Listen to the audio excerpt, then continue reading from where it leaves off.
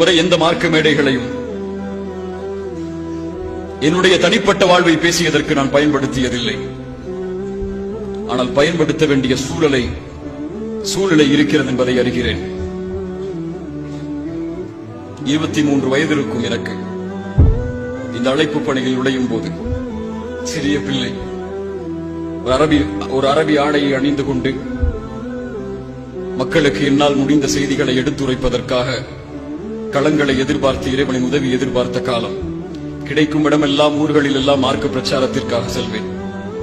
எந்த ஒரு தனிப்பட்ட இயக்கத்தையும் ஆதரித்ததில்லை, எந்த ஒரு தனிப்பட்ட இயக்கத்தையும் தாழ்த்தியதில்லை, எந்த ஒரு தனிப்பட்ட மேடைக்காகவும் எதையும் நான் கூறியதில்லை, பயன்படுத்தியதில்லை.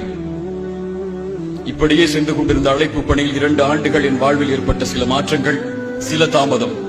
அந்த 2 ஆண்டுகளில் என்னை குறித்து பேசப்பட்ட நிகழ்வுகளை பார்த்தால் போதும் என் சமூகத்துடைய நிலைமை என்னால் உணர முடிகிறது.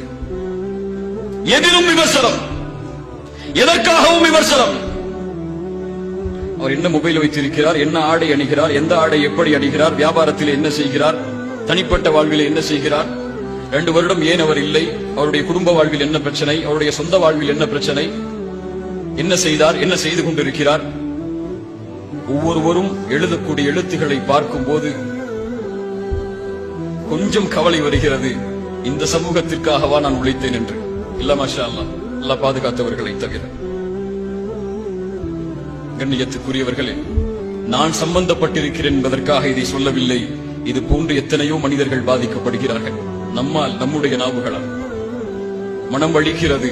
முஹம்மது ரசூல் ஸல்லல்லாஹு அலைஹி வஸல்லம் அவர்கள் இந்த சமூகத்தை விட்டு சென்ற நிலையையும் இப்போது இருக்கக்கூடிய நிலைமையும் பார்க்கும்போது ஒரு நிகழ்வை சொல்கிறேன்.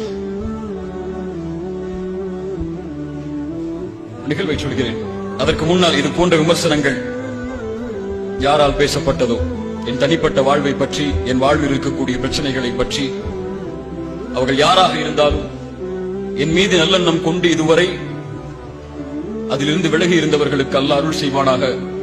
அதிலே மூழ்கி அதில் பரப்பக்கூடிய காரியத்தில் ஈடுபட்டு பிறருக்கும் சந்தேகத்தை ஏற்படுத்தக்கூடிய நிகழ்வில் ஈடுபட்டவர்களை எல்லாம் மன்னிப்பானாக. அவர்களுக்கு மன்னிப்புதான் என் புறத்திலிருந்து என்னால் செய்ய முடிகின்ற ஒன்று.